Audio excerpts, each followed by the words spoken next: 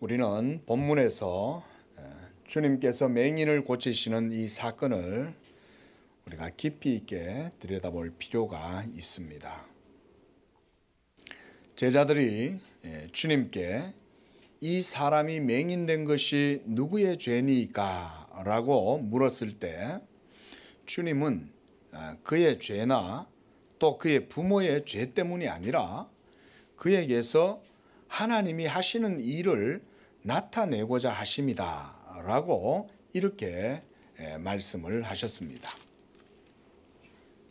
그래서 우리는 바로 여기에 주목을 하고 이 사건의 본질과 또 그 교훈하는 바가 무엇인가를 우리가 들여다봐야 하겠습니다.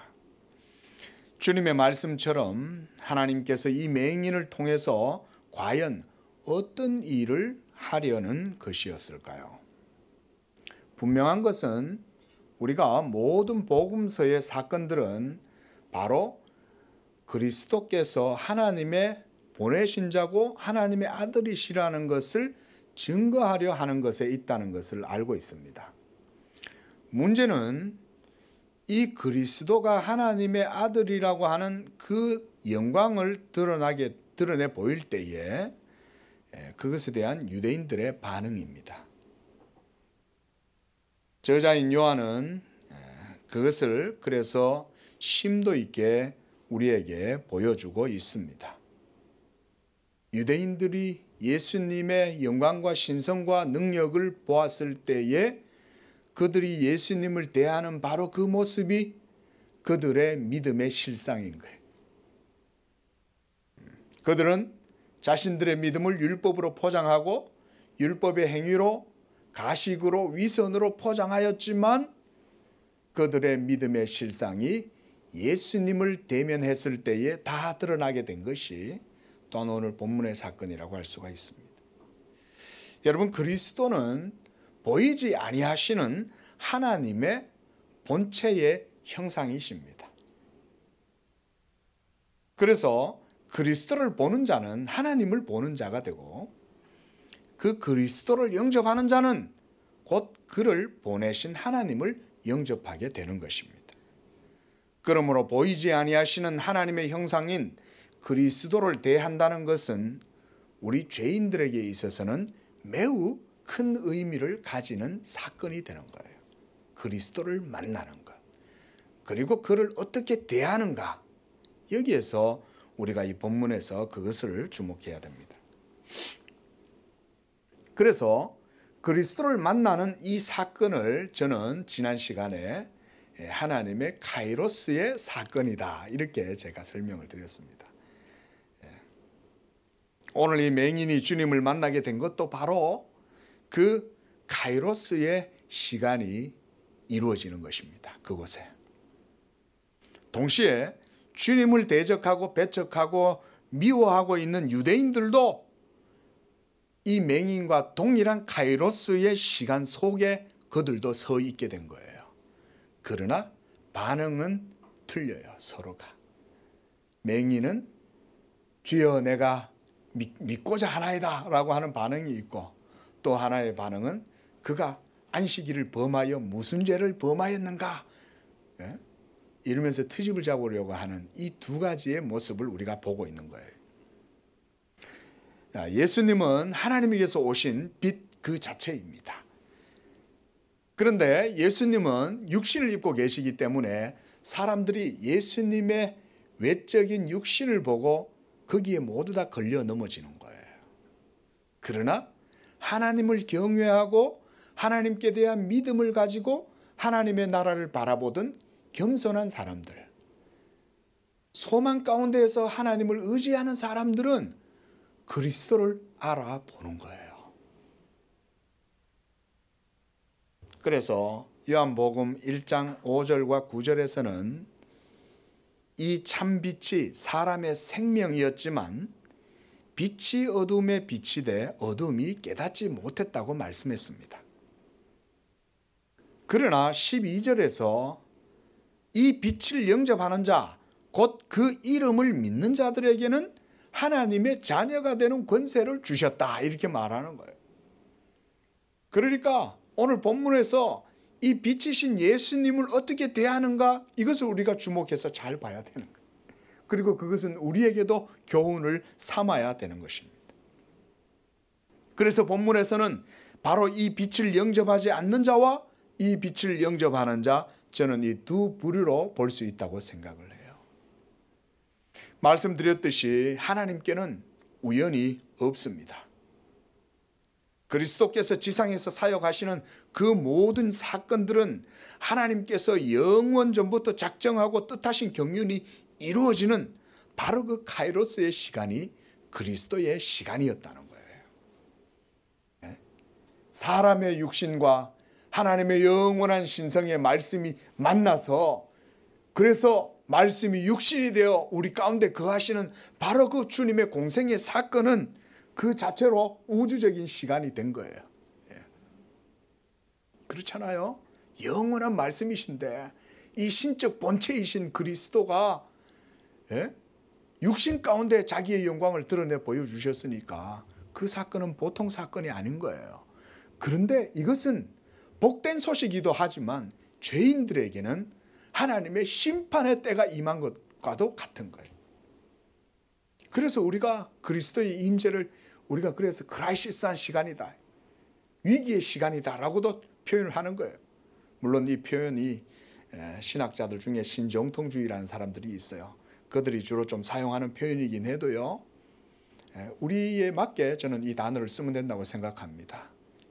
그리스도가 임할 때에 하나님의 나라를 소망하는 자들에게는, 하나님을 경외하는 겸손한 자들은 그리스도가 복된 존재인 거죠.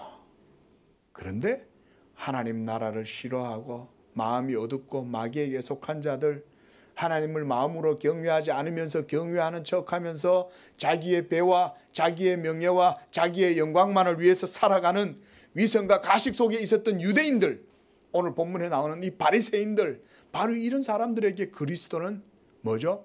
자기들의 이권을 빼앗으려고 하는 자에 불과한 거예요.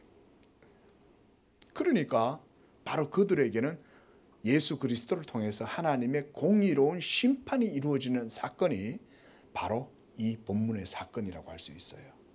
그래서 주님께서 이제 3절 9장 우리가 지난주에 보았던 3절 말씀에서 이 맹인을 통하여 하나님이 하시는 일을 나타내고자 합니다 라고 하는 것이 바로 이거예요.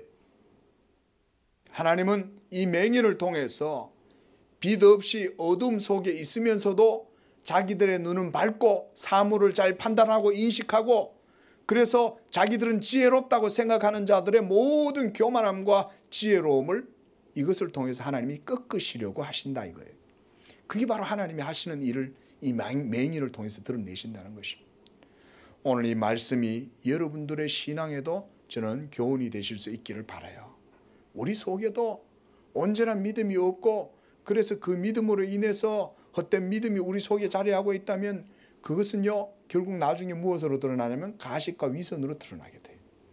그 그리스도인들이 그래서 이런 위선을 굉장히 조심해야 되는 거예요.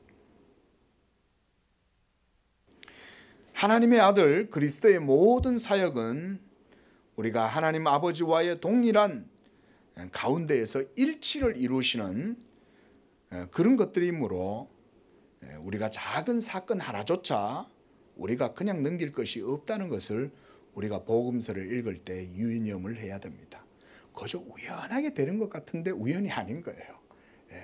왜냐하면 주님의 모든 사건은 하나님 아버지와 동일한 일치 가운데서 행하시는 것이기 때문에 하나님의 작정과 섭리를 따라서 주님은 모든 걸 다 이루는 거예요.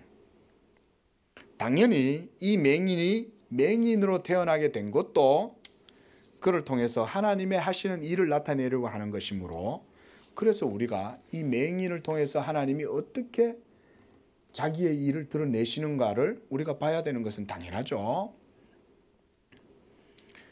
1517년 10월 31일 우리가 종교개혁자 마틴 루터가 그가 가르치고 있던 비텐베르크 대학 교회 정문에다가 로마 당시에 로마 교황과 그리고 로마 교회를 반박하는 95개 논제를 반박문을 그 대학교 교회 문에다가 딱 붙인 거예요. 그리고 이것이 이 종교개혁의 신호탄이 되었습니다. 그래서 유럽 전역의 로마 카톨릭과 그리고 교황에 대해서 들끓던 이 민심들이 불을 붙인 사건이 되었어요. 이것이. 그래서 종교개혁이 온 영원한 들의 불처럼 막 일어난 거예요.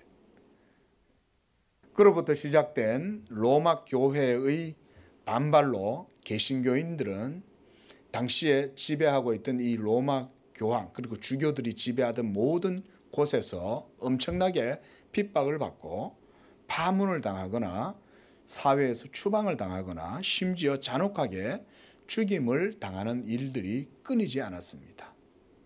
그래서 여러분 개신교인들이요, 프로테스탄트들이죠, 이 로마교 구교에 저항하면서 신앙으로 이 박해를 받아가지고 죽은 사람들이 셀 수 없습니다. 어마어마하게 죽었습니다. 그들은 성경의 진리를 아무리 증거하고, 그래서 개혁자들이 로마 교회를 향해서 계속 수도 없이 반박을 하고 성경을 가지고 증거하고 아무리 해도 듣지를 않는 거예요. 미동도 하지 않는 거예요. 도리어 자신들의 억지 논리를 내세워서 개혁자들을 핍박하거나 추방하거나 온갖 위세를 다 부리면서 사람도 잡아 죽이고 이런 일들을 엄청나게 해서, 여러분 로마 교황과 교회로부터 박해를 받아서 순교한 자들이 너무나 많이 있었습니다. 너무나 많이 있었어요. 이러한 로마 카톨릭의 개신교인들을 박해하는 사건은 유대인들이 예수님을 배척하고 또 초대교회 때 그리스도인들을 박해하고 그래서 사도들을 잡아 죽이려고 하는 것과 다르지 않은 사건이라고 할 수 있어요. 이 종교라는 게 여러분 그래서 이 무서운 겁니다. 그렇죠? 주님이 맹인의 눈을 뜨게 하는 기적을 행했을 때 이제 하나님은 이 맹인을 통해서 하나님이 하시는 일을 드러내시는 거예요. 맹인의 눈을 뜨고 그리고 자신을 눈을 뜨게 해준 예수님은 눈을 떠보니까 그 자리에 계시지를 않는 거예요. 그래서 어떤 사람이 이 맹인을 누구에게로 데려가냐면 바리새인들한테로 데려가는 거예요. 그가 왜 데려갔는지는 여기에 정확하게 드러나지 않지만 제가 볼 땐 별로 좋은 이유는 아니었던 것 같아요. 그의 눈을 뜨게 해준 예수님을 찾아가야 되는데 바리새인들을 찾아갔다는 것이죠. 이것은 모든 당시의 사회가 종교 중심적이었고 그 종교 중심에는 바로 바리새인들이 있었기 때문에 이 맹인을 데리고 바리새인들한테로 데리고 간 거죠. 여기에서부터 바로 사건의 발단이 시작됩니다. 요한은 이 사건이 촉발하게 된 것이 바로 14절에서 안식일 계명 때문이라고 기록을 하고 있어요. 14절 한번 보세요.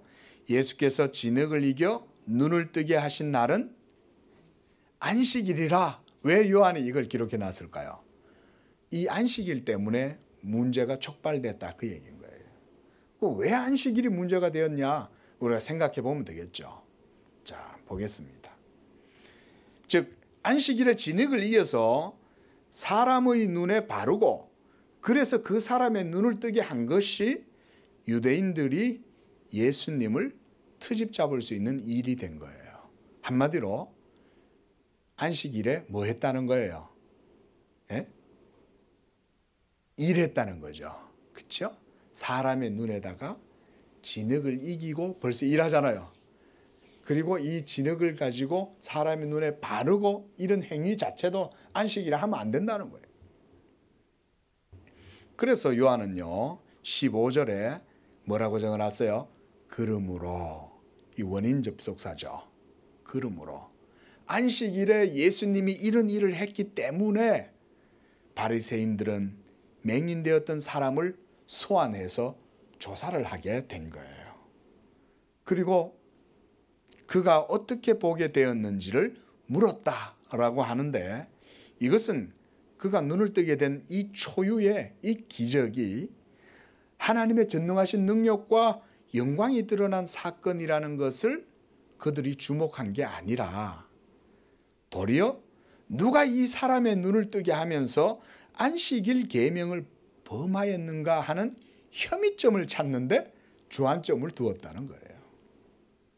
그래서 이 맹인은 예수께서 자신이 했던 일을 그대로 바리새인들에게 설명을 해줘요. 15절에 보니까 그가 말합니다. 그 사람이 진흙을 내 눈에 바르매 내가 씻고 보나이다. 여러분, 예수님의 이런 행동은 고의적인 거죠. 일부러 의도적으로 이렇게 하시는 거죠. 예수님께서 38년 된 베데스다 연못에 있어가지고 이 자리를 깔고 있던 사람한테도 주님은 일부러 그 사람한테 네 자리를 들고 일어나라 그러잖아요. 네 자리를 들고 일어나라. 그리고 그걸 들고 집에 가라. 아이고, 여러분, 38년 동안 누워있던 사람이 자리에서 벌떡 일어났는데 그 자리에 신경 쓸 일이 뭐가 있어요. 그죠? 그런데 주님은 그 사람한테 뭐라고 명하시냐. 너의 자리를 들고 가라는 거예요. 안식일인데 자리 들고 가면 돼요, 안 돼요? 안 되잖아요. 물건을 옮기면 안 되는 거예요. 그래서 주님이 일부러 자리를 들고 가라고 그러는 거예요. 오늘 이 사람도 가서 거기 가서 씻어라. 그럼 어떻게 돼요? 거기에 가야 되고 씻어야 되잖아요.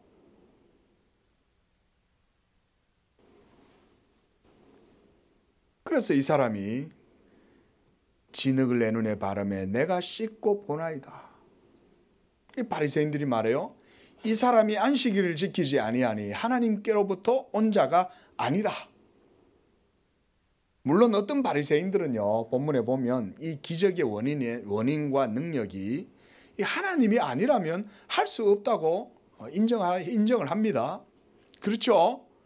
여러분, 어떻게 날 때부터 소경이었던 사람을 진흙을 눈에 발라가지고 가서 씻으라 그랬는데 그거 어떻게 나아요? 그 어떻게 눈이 성해지고 다시 보게 되냐 이거죠. 그것은 하나님의 능력이 아니고서는 할 수 없다는 것을 누구라도 보편적으로 인정할 수 있는 사실 아니에요? 그런데 이렇게 손바닥으로 하늘을 가릴 수 없는 진실이 앞에 있음에도 이 유대인들은 지금 그 맹인이 눈을 뜬 것에는 주목하지 못하고 안식일을 범했다는 것만 계속 주장하고 있는 거예요. 종교가 그랬어요, 여러분. 이게 참 무서운 거예요, 종교가. 그러니까 그렇게 하나님의 능력으로 기적을 행한 그 사람이 죄인일 수 있겠냐? 아니다. 이렇게 해서 그들 가운데 분쟁이 일어났다고 말하고 있어요. 이 분쟁의 주된 주제는 죄인이 기적을 행할 수 있는가? 기적을 행했으니 그는 죄인이 아닐 것이다. 그렇다면 그는 왜 안식일 계명을 범하였는데 그에게서 하나님의 능력이 나타났겠는가? 이렇게 하면서 서로 이제 옥신각신하고 있었다는 거예요. 그러다가 이제 그들은요, 이 고침을 받은 당사자인 이 맹인을 돌아보고 말합니다. 야, 네가 한번 말해봐. 이렇게 된 거예요. 여러분, 본인들에게서 답을 얻을 수 없습니까? 이거는 자명한 사실인데도 답을 못 얻는 거예요.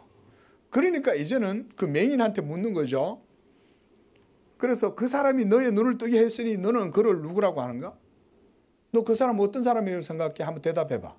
이렇게 물어본 거죠. 여러분, 이 맹인은 기적을 직접 체험한 산 체험자죠. 산 증인이잖아요. 그 두말할 것도 없이 자신에게 일어난 이 기쁜 일은 하나님의 선물이죠. 그렇죠? 현대의학도 고칠 수가 없잖아요.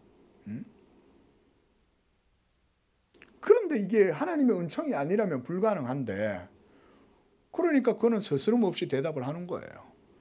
그는 선지자입니다. 이 말이 틀렸습니까? 이거는 누가 봐도 정상적인 대답인 거예요. 그리고 이 정상적인 대답 앞에 유대인들은 지금 정상적인 생각을 못하고 있다는 거예요. 이게 위선의 무서움입니다.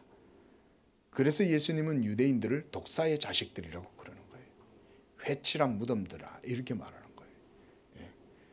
너희가 바깥에는 허옇게 회는 발라가지고 허연 것 같아도 그 속에는 썩어가지고 죽어있는 송장밖에 더 되냐 이거죠. 영적으로 완전히 죽어있는 송장들이라는 거죠. 그러자 그들은 그의 말을 믿지 않고 이번에는 또 그 부모를 불러요. 그리고 그를 향해서 말합니다. 야, 당신들 이 사람이 맹인으로 태어났다는 당신들 아들 맞소? 그 맹인 되었던 그가 지금 어떻게 해서 그건 보고 있는 것이요? 이렇게 이제 부모들한테 묻는 거예요. 부모라고 대답할 수 있겠어요? 그거를? 자, 여러분 보세요. 우리가 지금 이 유대인들과 맹인 되었던 자 사이에서 이루어지는 이런 대화, 또 그 부모와의 이런 대화를 통해서 우리가 이것을요 제3자적 관점, 우리가 이 문학적으로 전지적 작가 시점 이런 표현 쓰죠. 그 객관적으로 우리가 한번 보자 이거예요. 여러분들은 유대인들의 지금 이런 반응을 어떻게 생각하세요? 어처구니가 없는 거죠. 당연히 이것은 하나님의 능력이지. 예? 그런데 그 사람들은 지금 하나님의 능력과 영광을 주목하지 못하고 자기들의 계율, 종교의 관습, 율법의 계율에 매여가지고 선한 것을 분별하지를 못하는 어두운 상태를 드러내고 있는 거예요. 그러니까 그 부모들도 자신의 아들이 맹인으로 있다가 눈을 뜨게 되었지만 도리어 이 유대인들은 자꾸 뭐라고 대답하는 거예요. 야, 노라고 대답해, 노라고 대답해. 무언의 암시와 함께 계속적으로 압박을 하니까 이 기세에 눌려가지고 이 부모들도 이거 하나님이 하신 거죠 라는 말을 못하는 거예요. 아들이 눈을 뜨게 된 이 사건보다 여러분 부모를 기쁘게 할 수 있는 사건이 무엇이겠어요? 일평생토록 자기 자식이 앞을 못 보고 아무 일도 못하고 요즘이야 복지정책이 잘 돼가지고 그래도 살지만 옛날 같으면은요 사람 취급도 못 받는 거예요. 자기 아들이. 예? 얼마나 천대를 받고 그래서 맨날 거린 남 동냥하면서 살지 않았겠어요. 예? 아무것도 못하니까. 뭐 점자가 있었겠어요. 뭐 휠체어가 있었겠어요. 뭐 보도가 있었겠어요. 뭐가 있었겠어요. 그러니까 그 부모들이 그렇게 기쁜데도 불구하고 이 유대인들이 워낙 이렇게 막 위압을 가하니까 그들은 어떻게 해서 보게 되었는지 모르겠습니다. 이렇게 이제 얼머부려요. 그리고는 이 아들이 이제 다 장성했는데 걔한테 한번 물어보세요. 우리는 몰라요. 이렇게 하면서 회피를 하는 거죠. 자, 그래서 22절에 보면 누구든지 예수를 그리스도로 시인하는 자는 출교하기로 결의했기 때문에 이 맹인의 부모들도 그들을 무서워했다. 이렇게 말하고 있습니다. 참 여러분 이게 사람의 연약함 아닙니까? 우리가 인간적으로는 이해가 돼요. 그렇죠? 그 사회에서 파문을 당하고 타도를 받을 수 있으니까 왕따가 되고 그러다 보면 그 사회에서 본인들이 살아가는 모든 것들이 다 차단될 수도 있고 그러면 여러 가지 면에 있어서 불리해질 수 있기 때문에 이들은 지금 유대인들을 두려워하는 거죠. 자, 그러나 여러분 사실은 이런 상황에서 우리가 정말 이 일이 하나님께로부터 났다는 사실을 알면 어떻게 해야 됩니까? 무슨 소리 하는 거예요 당신들? 아니 보고도 몰라? 눈 뜨고도 바보들이야? 뭐 이렇게 얘기해야죠 사실은. 그렇잖아요. 그렇게 말해도 누가 뭐라 그럴 사람 없어요. 아니 지금 당신들 두 눈을 뜨고 지금 똑바로 보라고 말이지. 이렇게 담대하게 부모들도 외쳐야 되잖아요. 내 자식이 하나님이 살려주셨는데 얼마나 감사하냐. 이렇게 해야 되는 게 우리가 부모가 당연한 태도인데 지금 그들은 어중간한 중간적 입장을 취하는 거예요. 하나님께 영광을 전적으로 돌리지 않는 거죠. 여러분 그래서 우리가 신앙생활을 할 때 그리스도인들은 이 세상이 제공해 주는 것들에서 배척되거나 그리고 그것으로 겪게 될 권리 박탈이라든가 손해를 두려워해서는 안 됩니다. 이게 정말 하나님이 하신 일이다 그러면 담대하게 하나님을 증거하고 하나님께 영광을 돌려야 되는 거예요. 눈치 싹 보면서 하나님이 하셨을 수도 있지 않을까? 라면서 이런 식으로 발을 빼면 안 된다. 하나님이 안 좋아하신다. 도리어 하나님을 믿음과 예수 그리스도와의 관계가 그것을 방해를 받는다면 여러분들은 그런 자리에서 도리어 담대하게 박차고 일어나 나갈 수가 있어야 돼요. 뭐야 이거? 여기에 도대체 법이 있어 없어? 그렇죠? 이 세상에서 우리가 살다 보면 사람들이 자기들의 이익이나 욕심을 위해서 공의를 굽히고 법을 어기고 눈을 감고 법을 가리는 경우가 많잖아요. 그때 우리는 담대하게 그래야 되는 거예요. 지금 다들 뭐 하는 거야? 다들 예스 할 때 그때 그리스도인들은 노라고 할 수 있어야 되는 거죠. 이에 다시 맹인을 불러서 그에게 어거지로 답변을 유도합니다. 그러면서 그들은 이렇게 말해요. 너는 하나님께 영광을 돌려라. 이렇게 말해요. 이 보세요. 그들이 하나님을 불러도 하나님의 영광을 말해도 그들이 생각하는 하나님은 참 하나님이 아닌 거예요. 하나님께 영광을 돌려라고 하면서 왜 하나님을 정작 본인들은 하나님께 영광을 못 돌려요? 진짜 하나님께 영광을 돌려야 되는 것은 이런 거 아닙니까? 평생을 불쌍하게 빌어먹고 살아가던 이 맹인을 하나님이 자비하심과 선하심으로 능력을 베풀어 줘가지고 고쳐주셨으니 아니 하나님께 영광을 돌리는 건 자기들이 돌려야지. 예? 도리어 자기들이 이 맹인을 보고 너는 하나님께 영광을 돌리라고 말하는 거예요. 도대체 하나님께 돌릴 영광이 뭐예요? 그죠? 도대체 이 유대인들이 이 맹인에게 말하는 하나님께 돌려야 될 영광이라는 게 뭐냐는 거예요. 다른 거 아니잖아요. 그저 하나님께서 이 사람을 다시금 보게 하셨다 이거 인정하는 게 하나님께 영광 돌리는 거 아니에요? 그러면서 이들은 말해요. 우리는 이 사람이 죄인인 줄 생각하고 있다. 그러니 너도 그가 죄인이라고 말해라. 이렇게 말하는 거죠. 예? 그러면서 그를 위세로 억압하는 거죠. 예? 야, 너도 너를 고쳐준 그 사람 죄인이라고 그래.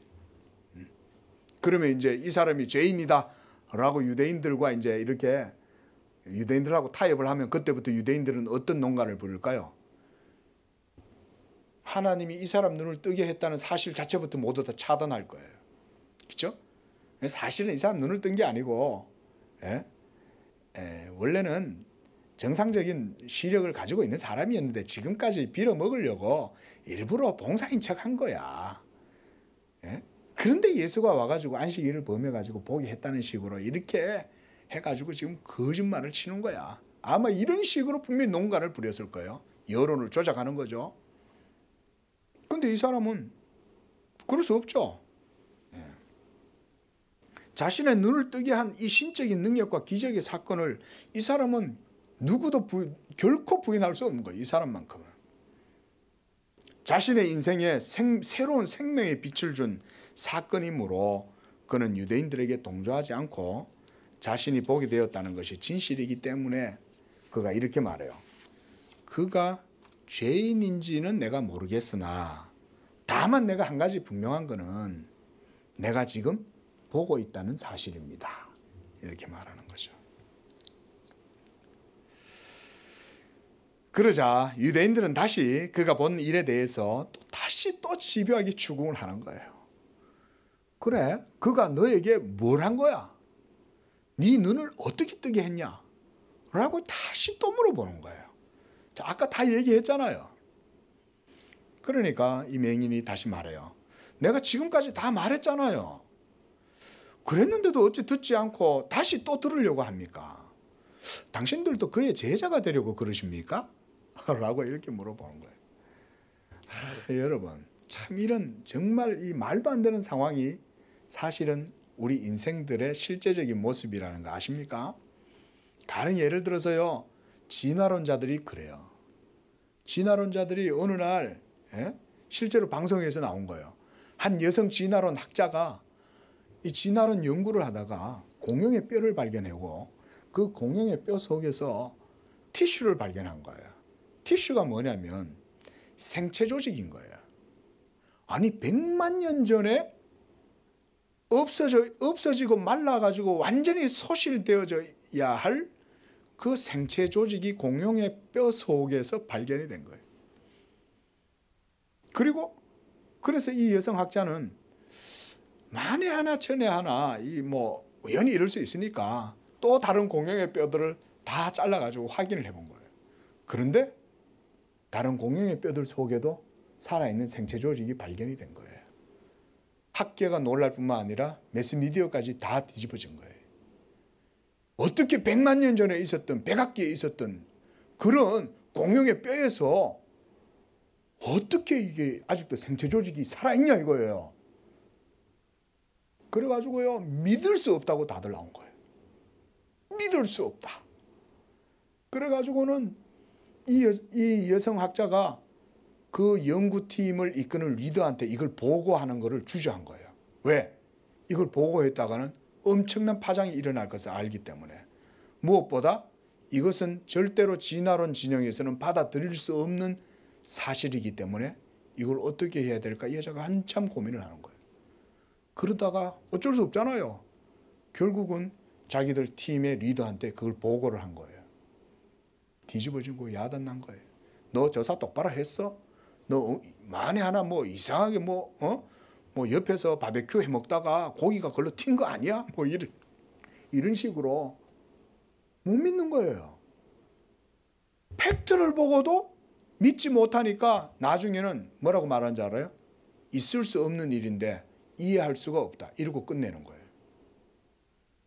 여러분 진화가 아니라는 생각을 못하는 거예요. 이 사람들은. 그 진화가 아니면 뭐겠어요? 공룡이 100만 년 전에 있었던 게 아니고 바로 이 1, 2천 년 안에 살았던 우리 조상들하고 같이 살았던 그런 생물체들이다라는 생각을 해야 되잖아요. 근데 그 생각은 결코 받아들이지를 못하는 거예요. 이게 여러분 사람들의 믿음이 이런 거예요. 진화론자들이 여러분 과학적 믿음입니까? 가설이잖아요. 그럴 것이다 라고 가정해놓고 그걸 믿는 거 아닙니까? 그리고 그 믿음에 따라서 모든 가설을 검증하는 과정이 과학의 검증 과정이잖아요. 예? 그 진화론은 과학이 아니에요. 그렇죠? 그걸 못 믿는 것처럼 지금 유대인들도 똑같은 거예요. 어찌 이런 일이 있을 수 있느냐? 우리의 율법에 맞지 않다. 아니 본인들의 율법에 맞지 않다고 해서 하나님의 능력을 그것으로 제한한다? 그건 말이 안 되지 않습니까? 당신들도 그의 제자가 되려 하십니까? 이 말을 듣고 유대인들이 심히 불쾌한 거예요. 여러분 이미 이들은요 그리스도께 대한 악감정을 가지고 지금 접근하는 거예요. 자기들은 옳고 자기들은 의롭고 자기들은 율법의 모세의 제자이고 그러므로 예수가 행하는 이 모든 일들은 다 틀렸어 라고 생각을 하면서 지금 보는 거 아닙니까? 그래서 이 유대인들이 이 맹인을 막 화를 내면서 욕을 해요. 야, 네가 죄 가운데 태어나가지고 네가 지금 우리를 가르치려는 거야? 이 시건방진 녀석 막 이러면서 아마 욕을 했겠죠. 본문에는 심히 불쾌하고 화를 냈다고 얘기하는데 욕을 했다고 그러는데 그러면서 그들은 뭐라 그래요? 너는 그의 제자겠지만 우리는 모세의 제자이다. 모세의 제자면 당연히 그걸 인정해야지.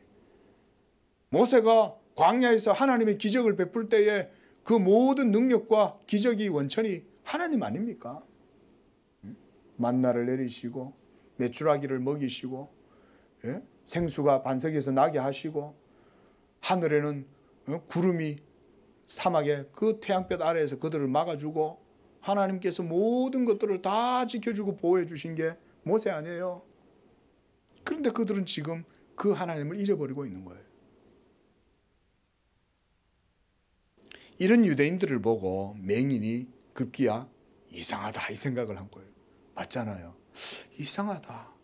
아니 100만 년 전에 있었던 공룡의 뼈에서 생체 조직이 발견이 됐다고 하면 그게 100만 년이 아니라고 생각을 해야지. 그게 왜 자꾸 진화가 됐다고 생각하냐는 거죠. 이상하죠? 왜 그럴까요? 그게 사람의 이성의 한계인 거예요. 자기들의 편견과 고집을 버리지 않는 거예요. 하나님의 영광과 하나님의 능력보다 자기들의 율법에 대한 열심이 더 대단한 거예요. 자기의라는 게, 그래서 이렇게 우리가 여러분 그리스도인들이 된다는 것은 자기의를 그래서 날마다 부정해야 돼요. 자기 십자가를 지고 주님을 따라야만이 온전한 믿음의 길로 갈 수가 있는 거예요. 자기를 부인하지 않으면 그리스도인이 온전한 그리스도의 제자가 될 수 없습니다. 그러면서 이 유대인들은 맹인이 되었던 자를 쫓아내버려요. 결국은 못 받아들이니까, 안 맞으니까 쫓아내버리는 거예요.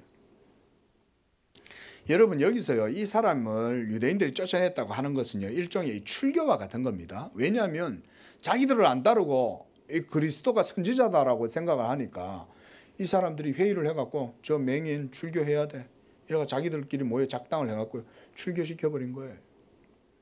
그래서 여러분 35절 보세요. 이 유대인이 쫓겨났다라고 하는 말을 주님이 들으셨다 그러죠. 그렇죠? 이 뭘 들으셨냐면 그 맹인이 예수님이 선지자라고 주장했다가 유대인들에게 파문을 당해갖고 출교됐습니다. 이 소리를 예수님도 들었다는 거예요. 그때부터 이 사람은 눈을 떴는데 유대 사회에 정착해서 이제는 뭐 번듯한 결혼도 하고 그리고 직장도 다니고 뭐 번듯한 일을 좀 했으면 좋겠는데 도리어 이 사람은 눈을 뜨자마자 이 유대 사회에 이 엄청난 악에 부딪히면서 지금 삶을 잃을 위기에 지금 처한 거예요. 이 사람은. 그때 주님이 이 사람을 찾아갑니다. 방황하면서 어찌해야 될 바를 모르고, 그 부모들도 아마 참담했겠죠. 아들이 눈이 떠서 좋긴 한데 아들이 출교가 되었으니까 이제 이 유대 사회에서는 발붙이고 살 데가 없는 거예요. 결혼도 못 할 거 아니에요. 유대인들은 유대인들끼리 결혼을 해야 되니까. 그리고 직장도 못 구할 거 아니에요. 뭔 일을 해서 먹고 살아야 되겠어요. 모든 유대인들이 자기를 다 따돌리는데. 부모들도 아마 굉장히 참담했을 거예요. 그게 기쁘긴 한데 이게 참 웃을 수만도 없는 이런 이상한 상황이 된 거죠. 그때 주님이 그를 찾아가서 말씀합니다. 내가 바로 그이다. 네가 인자를 믿느냐, 이렇게 주님께서 말씀하시죠. 여러분 보세요. 진리의 작은 빛 하나조차도 이렇게 말소시키는 데는 유대인들은 인정사정을 두지 않습니다. 그러면서 그들의 악한 본성대로 행하는 이 모습이, 그래서 주님은 마귀의 자식들의 모습이라고 하신 거예요. 요한복음 8장 44절에 너희는 너희 아비 마귀의 짓을 행한다, 이렇게 말하죠. 그리고 또한 주님은 바로 뒤에 47절에서 이렇게 말씀했습니다. 또한 하나님께 속한 자는 하나님의 말씀을 듣기 때문에 이들이 지금 이 기적을 직접 보고 그리고 산 증인이 되었음에도 그들이 이 맹인의 말을 듣지 않는 것은 그들은 하나님께 속한 자들이 아니기 때문이라고 주님이 말씀하는 거예요. 그러나 정작 유대인들은 어떻게 생각합니까? 본인들은 하나님께 속겠다고 생각하잖아요. 그리고는 이방인들뿐만 아니라 사마리아인들을 얼마나 정죄하고 모독합니까? 욕하잖아요. 그리고 예수님조차도 그들은 모욕했죠. 네가 귀신이 쓰였다 이러면서 네가 정신병자가 아니냐, 뭐 이런 식으로 예수님을 막 힐난하면서 욕하잖아요. 유대인들의 바로 이러한 이상한 행동은 또한 기독교 복음의 특성을 우리에게 보여줍니다. 여러분, 여기에서 복음의 양면성이 드러나는 거예요. 그래서 복음이 어떤 자에게는 생명의 냄새가 되고 어떤 자에게는 이 복음이 사망의 냄새를 풍기는 거예요. 여기에 하나님의 판단이 드러나는 겁니다. 그래서 우리가 예수 그리스도를 통해서 하나님께서 이 모든 세상을 판단하신다는 거예요. 예수 믿는 자는 하나님께서 의롭다고 판단하시고 예수 믿지 아니하는 자들은 불의하다고 판단이 받는 거예요. 판단을. 그래서 본문의 핵심 교훈은 유대인들의 완악함이 이 맹인을 통해서 어떻게 드러나게 되는지를 우리에게 보여주는 겁니다. 하나님께서 유대인들을 통해서 하나님을 믿지 않고 그리스도를 대적하는 원수들이 이 세상 가운데 항상 있다는 것을 이것을 통해서 보여줘요. 이것은 지금도 마찬가지입니다. 우리가 복음을 전하면 이 복음을 듣고 믿는 사람이 있는가 하면 이 복음을 듣고도 믿지 않고 도리어 거절하는 자들이 있어요. 그러나 우리는 판단을 할 수 없어요. 우리가 이 사람이 하나님께서 택하신 자가 아닌가 보네. 이 사람은 하나님이 버리신 자인가 보네. 우리가 이렇게 판단하면 안 됩니다, 여러분. 우리는 다만 하나님의 판단이 예수 그리스도라는 것을 우리가 믿고 그래서 꾸준히 하나님의 복음을 전하고 증거하고 전도하고 그렇게 해야 돼요. 그러나 하나님이 택하신 자라면 하나님께서는 반드시 그를 믿도록 역사하십니다. 그러나 하나님의 택하심을 받지 못한 자라면 하나님은 그를 그냥 그대로 어둠 가운데 내버려 두셔버려요. 오히려 그런 사람들이 더 형통해요. 어떨 때 보면. 예수 믿는 사람들은 도리어 여러 가지 애매함과 곤란을 겪는데 욥과 같이 예수 안 믿는 사람은 형통해. 예? 도리어 이 사람들은 건강하고 장수하고 죽을 때까지 편안하게 또 잘 죽어요. 보면. 그것 때문에 시험을 당하는 성도들이 때로 있어요. 여러분 아닙니다. 하나님의 모든 판단은 예수 그리스도 가운데에 다 드러납니다. 자, 말씀을 정리하면서요. 여러분 예수님께서 이제 이 맹인을 찾아와서 그러는 거예요. 네가 인자를 믿느냐. 그 36절에 내가 믿고자 하나이다 라고 말해요. 여기서 인자라고 하는 말은 유대인들은 인자라는 말 son of God 죄송합니다. son of man 하나님 그 사람의 아들 이게 이제 인자입니다. 그 인자 사상이 유대인들한테는 익숙합니다. 그래서 다윗의 자손이신 그리스도를 인자라고 해요. 그러니까 네가 인자를 믿느냐 이랬을 때 이 유대인인 이 맹인은 그 인자를 알아요. 네가 바로 그 하나님의 약속하신 메시아를 믿느냐. 제가 믿습니다. 그가 누구시니까? 바로 네 앞에서 말하고 있는 내가 그다. 그러니까 이 39절에 이 사람이 38절에 주여 내가 주님을 인자라고 믿습니다 이 얘기인 거예요. 그러면서 그가 주님 앞에 넙죽 엎드려서 절을 해요. 그렇죠? 절을 하고도 남죠. 주님께 경배를 드려야 되는 거죠. 그러니까 이 사람이 절을 하는 거예요. 그러면서 주님은 이렇게 말씀합니다. 내가 심판하러 세상에 왔으니 보지 못하는 자들은 보게 하고 보는 자들은 맹인이 되게 하려 하신다. 이렇게 말씀을 하고 있습니다. 여러분 이 말은 눈이 멀지 않은 자라도 영적인 소경이 많다는 거예요. 그래서 이들은 자기들이 매우 예리한 통찰력을 갖고 있고 판단력이 강하기 때문에 그래서 애써 그들은 하나님의 말씀과 판단을 듣지 않는 거예요. 왜냐하면 자기의 지혜가 더 대단하니까. 그리스도 밖에서는 육체의 지혜가 아무리 훌륭한 것 같이 보여도 여러분 그래서 어리석게 자신의 지혜를 의지하면서 자신을 스스로 속이고 그래서 자기가 소경의 인도를 받고 그리고 자기들의 헛된 망상을 지혜로 생각하는 이런 사람들을 바로 주님이 보는 자들이다 이렇게 말씀하는 거예요. 오늘날도 마찬가지잖아요. 그렇죠? 주님 앞에 나오고 교회에 나올 때는요. 우리가 다 주여 내가 아무것도 보지 못하는 연약한 영적인 소경입니다. 이거 인정하고 나와야 되는 거예요. 내가 살아가지고 주님 앞에 나오면은 주님의 진리를 볼 수가 없는 거예요. 그게. 그래서 주님은 이로써 흑암 속에 감추어졌던 그들의 어리석음을 주님을 통해서 드러내 보여주시는 거예요. 그리고 하나님의 공의로운 심판으로 인해서 그들은 더욱더 깊은 흑암 속으로 빠져들어가고 있는 거예요. 우리가 지금 그걸 보는 거죠. 주님이 계시면 조금이라도 깨달아야 될 텐데 못 깨닫는 거예요. 결국 이것은 나중에 예수님을 십자가에 못 박는 대로까지 계속 나아가죠. 그리고 오순절 성령 강림의 역사로 교회가 막 엄청나게 부흥할 때도 유대인들은 계속 사도들을 죽이려고 애를 쓰잖아요. 끝까지 사도 바울의 전도 여행을 따라다니면서까지 사도 바울을 살해하려고 쫓아다니는 사람들 아닙니까? 자, 성도 여러분, 하나님께서 하시는 일이 뭐겠어요? 바로 이건 거예요.